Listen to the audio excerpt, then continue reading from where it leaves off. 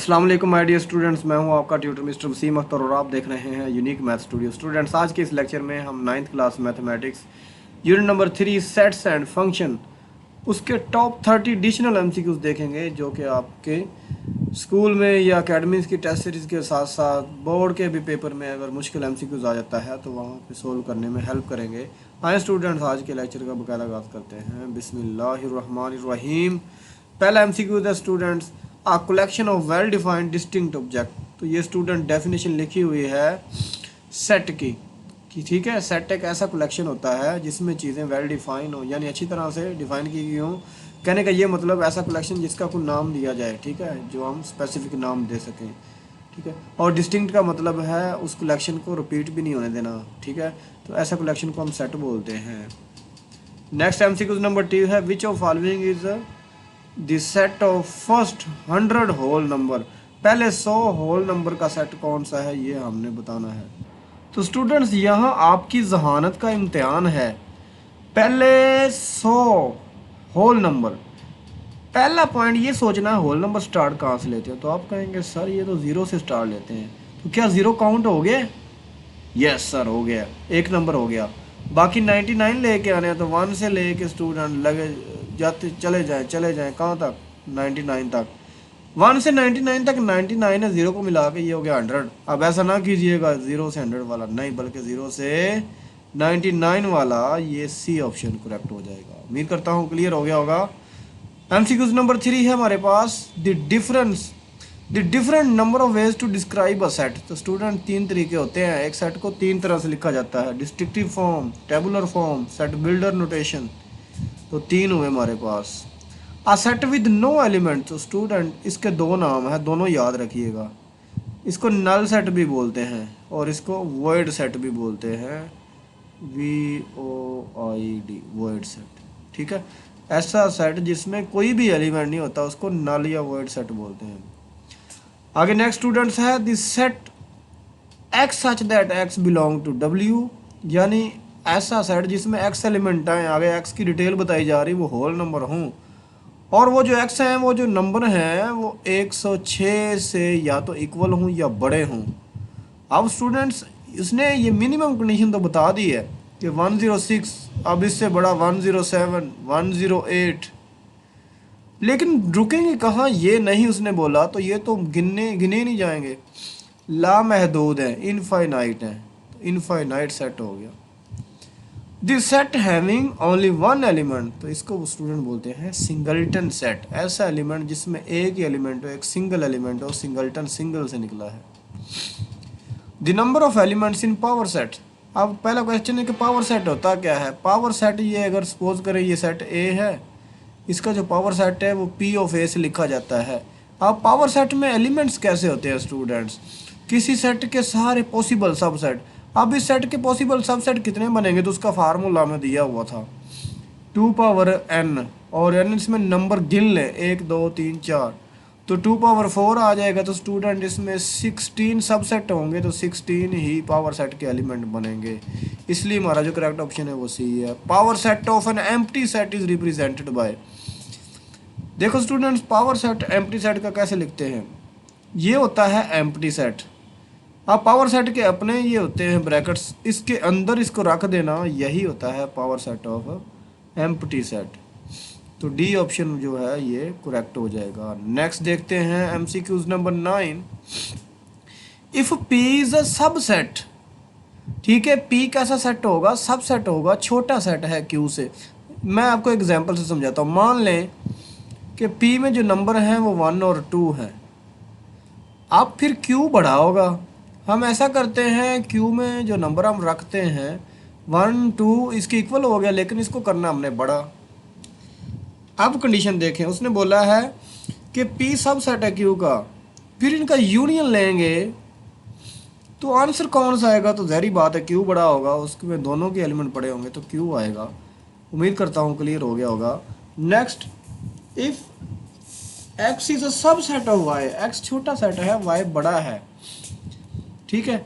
अब मैं क्या करता हूँ, इस एग्जाम्पल को देख लेते हैं। मैं इसका नाम X रख देता हूँ और दूसरे वाले का Y रख देता हूँ। क्योंकि एक्स सब सेट है, एक्स ने छोटा रखना है हमने, तो ये वाई बड़ा हो गया। अब इनका यूनियन लें, एक्स कॉमा वाई का यूनियन में इंटरसेक्शन लें, इंटरसेक्शन में आते हैं कॉमन, 1 भी आ जाएगा, 2 भी, 1 भी 2 भी, तो वो तो छोटे सेट वाला आंसर आ गया। याद रखें जब भी आपने इंटरसेक्शन लेना है तो छोटे सेट वाला आंसर आता है तो एक्स आ जाएगा। ऐसा हमने रेफरेंस कई बार दिया क्वेश्चन सोल्व करते हुए। 11 है, अगर ए सब सेट है बी का, फिर ए माइनस बी किसके इक्वल होगा? तो बेटा इसको एक एग्जाम्पल से देखते हैं। देखो ए सब सेट है, इसका मतलब है ए में 1 और 2 एलिमेंट्स हम ले लेते हैं, ठीक है, ये एक थ्योरम है, इसको एग्जाम्पल से समझिएगा। बी अब बड़ा सेट हो जाएगा, इसमें कह देते हैं 1 भी है, 2 भी है और 3 भी है। अब जब इन दोनों का डिफरेंस करेंगे, ए माइनस बी करेंगे, तो भला क्या होगा? देखो ये ए में से बी के एलिमेंट कट जाएंगे, ये 1 1 से माइनस हो गया, 2 2 से, यानी ये दोनों निकाल देंगे, बाकी 3 आ जाएगा, ठीक है। अब वो 3 किसका है? ठीक है, 3 किस सेट से आया है?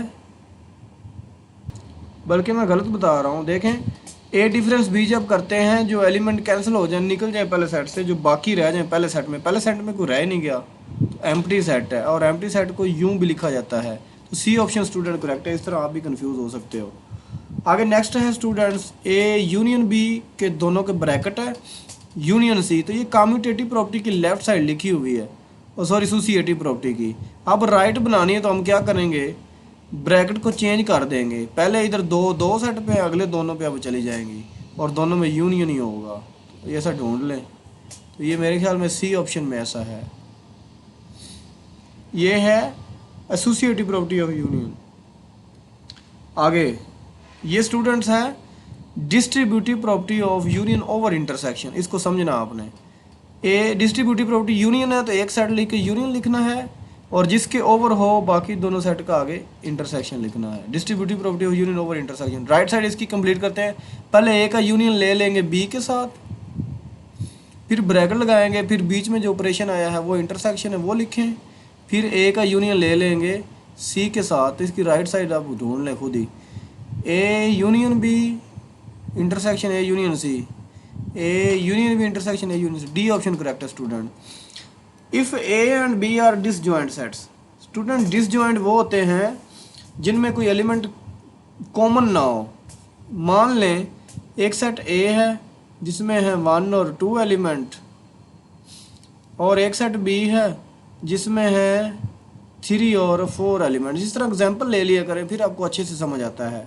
जब यूनियन लेंगे ए यूनियन बी, तो वो ना तो ए के इक्वल आएगा, ना बी के इक्वल आएगा, ना एम्प्टी आएगा, तो फिर बी यूनियन ए, यानी इसमें क्या होगा, कम्यूटेटिव लॉ होल्ड करेगा। नेक्स्ट हम देखते हैं एमसीक्यूज नंबर 15। एमसीक्यूज नंबर 15 में कहता है कि अगर ए का बी के साथ इंटरसेक्शन ही खाली हो, यानी कोई कॉमन हो ही ना, फिर ये सेट कैसे होंगे? तो स्टूडेंट्स ऐसे सेट जिसमें कोई एलिमेंट कॉमन नहीं होता वो डिसजॉइंट सेट्स होते हैं। आगे कंप्लीमेंट ऑफ यू, अब देखें मैंने u का कंप्लीमेंट फाइंड करना है, तो फार्मूला होता है u में से फिर u को माइनस करवाना पड़ेगा। जब सारे एलिमेंट कट जाएंगे तो फिर एम्प्टी रह जाएगा, और एम्प्टी सेट का ऑप्शन है फिर बी। नेक्स्ट हम देखते हैं एमसीक्यूज नंबर 17, कंप्लीमेंट ऑफ 5। अब 5 का कंप्लीमेंट अगर देखना है, यानी कंप्लीमेंट ऑफ एम्प्टी सेट, तो u माइनस एम्प्टी, अब u में से कुछ भी माइनस ना करोगे तो वो u खुद ही रह जाएगा, ये भी थ्योरम है, ए ऑप्शन आ जाएगा। आगे ए का इंटरसेक्शन ए कंप्लीमेंट के साथ। देखो स्टूडेंट्स हम क्या करेंगे, पहले ए का कंप्लीमेंट फाइंड करेंगे। अब जब ए का कंप्लीमेंट फाइंड करना है तो ये कैसे होता है, यू में से ए को निकाल देना है, ठीक है। अब इसका मतलब है इधर जो आंसर आएगा उसमें ए वाला कुछ होगा ही नहीं, ठीक है, क्योंकि यूनिवर्सल में सारे एलिमेंट्स हैं, उसमें ए के निकल जाएंगे जब ए का कंप्लीमेंट लोगे। तो जब इधर ए वाले एलिमेंट होने ही नहीं है कोई, बाद में ए के साथ दोबारा इंटरसेक्शन लेंगे तो कॉमन तो कुछ भी नहीं आना। जब कुछ भी नहीं आना तो ये हो जाएगा एम्प्टी सेट। ये भी एक थ्योरम ही है, लेकिन आपने इस तरह समझ के करना है इसको। 19 पे है ए यूनियन ए कंप्लीमेंट। अब ए कंप्लीमेंट कैसे आएगा, u माइनस ए करके, यानी यूनिवर्सल तो बड़ा सेट, उसमें ए वाले निकाल देंगे, सही है। लेकिन ए वाले जब निकल जाएंगे तो दोबारा ए के साथ वो यूनियन लेंगे, तो ए वाले फिर दोबारा क्या होगा, इधर उधर ए वाले निकल गए थे कंप्लीमेंट में, यूनिवर्सल में से, ठीक है। अच्छा तो यू में से ए वाले निकल गए थे, ठीक है, बाकी तो सारे हैं ना। इसका मतलब जब ए के साथ दोबारा यूनियन करेंगे ए वाले भी वापस आ जाएंगे, यू वाले जो निकले थे यू में वो तो पड़े ही हैं, तो वो पूरे सेट यू के इक्वली आ जाएंगे ना, ठीक है। यू में से ए वाले पहले निकल गए थे, लेकिन जब यूनियन किया दोबारा आ गए, तो यू दोबारा बन गया।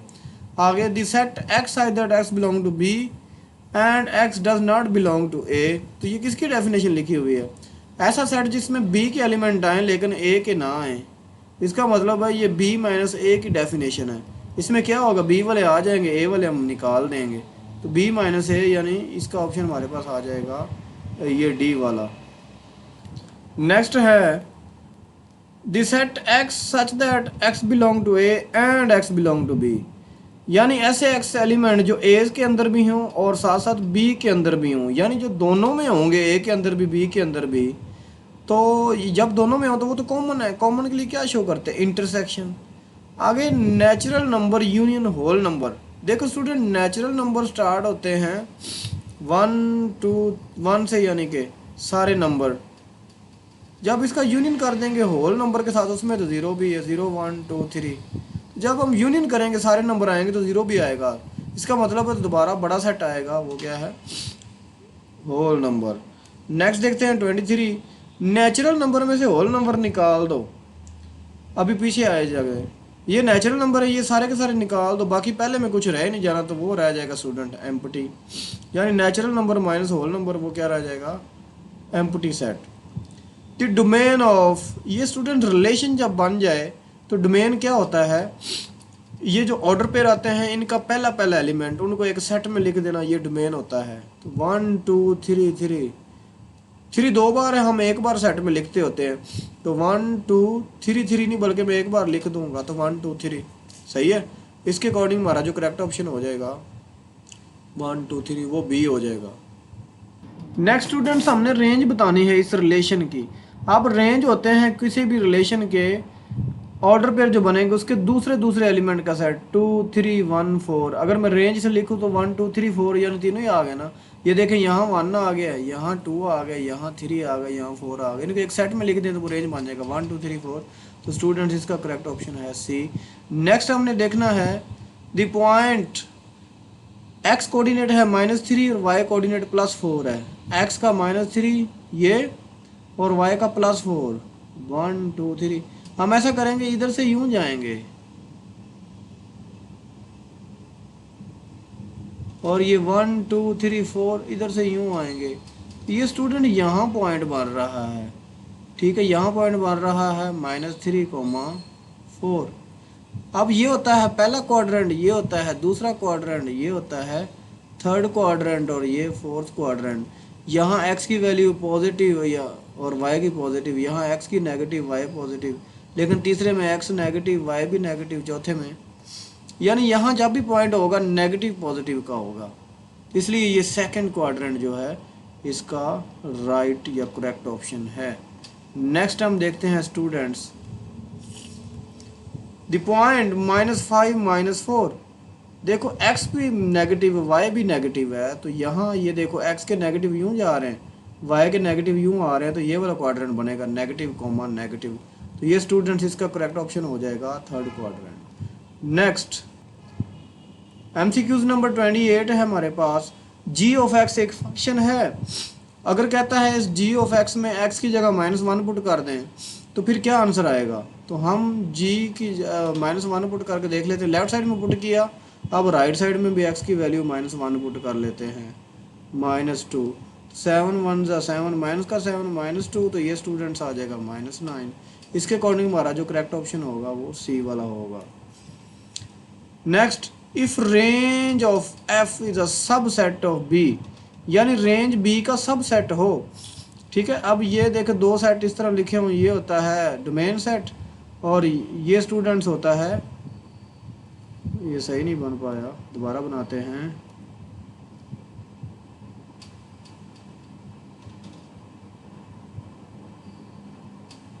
ठीक है, यहाँ से यहाँ होता है फंक्शन, सही है, f from set A to set B. कहता है अगर फंक्शन की जो रेंज है, रेंज वाला ये यहाँ पे ये इमेज बनते हैं, ये सब सेट हो, ठीक है, देन फंक्शन फिर कौन। तो स्टूडेंट्स मैं इसको समझाता होता हूँ, आप यूँ समझें कि ये रेंज वाला सेट आपके पास एक बस है। आप बस में अब यहाँ जो एलिमेंट मिलते हैं इसका मतलब ये इधर आ जाए, ये इधर आ जाए, और ये एक और इमेज इधर बन जाए, और अभी एक एलिमेंट है जिसका इमेज बना ही नहीं है, सबसेट तभी होगा ना ये, ठीक है। रेंज होती है जितने एलिमेंट ये मैपिंग में आ गए हैं, और अभी एक पड़ा है, ये देखो सेट, इसको बी कहते हैं ना, ए और बी। अब बी का तो सबसेट है, बी में तो ये 4 एलिमेंट होने थे लेकिन इमेज 3 बना रहे हैं, तो अभी जगह खाली है। अगर खाली है तो इसके अंदर आप बैठ सकते हो, वरना छत पे बैठते। ये एग्जांपल दे के मैं समझाता हूँ। तो ये इनटू है, अगर जगह खाली है अंदर आ सकते हो, तो ये इनटू फंक्शन है। अगर खाली ना होती, इक्वल हो जाती, यानी range of F is equal to B हो जाए, तो फिर स्टूडेंट ये ऑन टू फंक्शन होता है, छत पे जाके बैठना अंदर, अगर सीटें पूरी हो जाएं तो। अगर रेंज ऑफ फंक्शन, रेंज जो है एफ की वो बी सेट के बराबर हो जाए तो फिर इसको ऑन टू फंक्शन बोलते हैं। Anyway, if F of X is equal to 5x plus 12 और एफ ऑफ एक्स बराबर 32 आ जाए, यानी एफ ऑफ एक्स की जगह हम क्या पुट कर दें, 32 पुट कर दें, और 5x इज प्लस 12, तो फिर x की वैल्यू क्या होगी, 12 को इधर ले आइए, तो ये हो जाएगा 30 minus 12 is equal to 5x। 30 में से 12 को करें माइनस, बाकी रह जाएगा स्टूडेंट्स 32, सॉरी 32 में से 12 माइनस करेंगे, बाकी रह जाएगा 20 is equal to 5x। 5x इस साइड पे है मल्टीप्लाई, दूसरी साइड पे आ जाएगा, 20 के नीचे हो जाएगा डिवाइड, और 5 4 ज़ा 20। तो स्टूडेंट्स x की वैल्यू कितनी आ जाएगी, प्लस का 4। सही है। नेक्स्ट हम देखते हैं, बस स्टूडेंट्स पहले 30 ही MCQs हमने देखने थे और इसके यही पॉसिबल बने हैं। उम्मीद करता हूँ आपको ये लेक्चर भी अच्छे से आ गया होगा। तो अगर आपको आ गया है तो नीचे कमेंट में ज़रूर मेंशन करें, और नेक्स्ट किस चैप्टर के MCQs हम बनाएं वो कमेंट करके बताएं। अपना ख्याल रखिएगा। अल्लाह हाफिज़।